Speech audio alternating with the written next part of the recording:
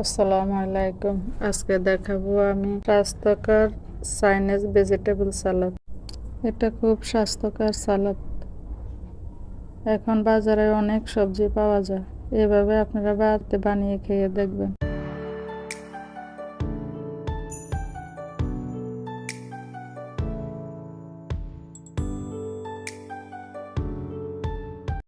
এখানে আমি একটা হাঁড়িতে পরিমাণ মতো পানি দিয়ে 1 চামচ লবণ দিয়েছি। পানিটা ভালোভাবে ফুটিয়ে নিয়েছি। এখন আমি আস্তে আস্তে ব্রকলি, ফুলকপি এগুলো দিয়ে দেব।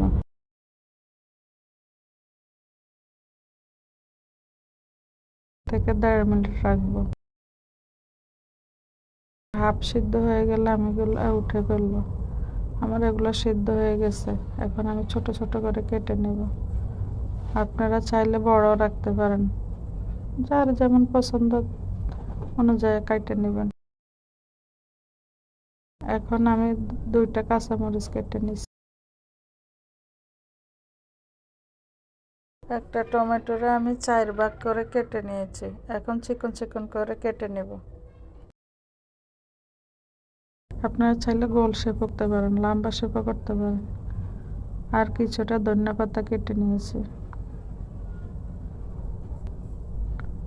সাথে দিয়ে দিব মাঝারো সাইজের একটা পেঁয়াজ, ছোট ছোট করে কেটে দেব।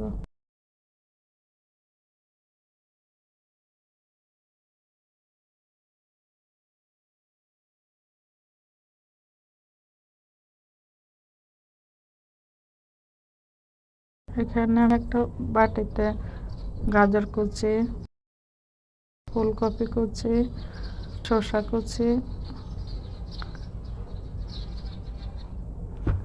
টমেটো কুচি, পেঁয়াজ কুচি,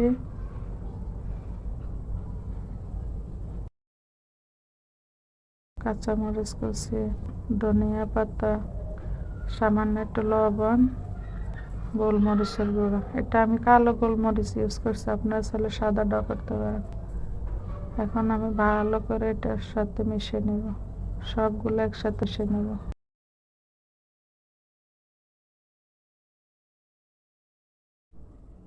এইভাবে সহজে বানিয়ে খেয়ে দেখবেন।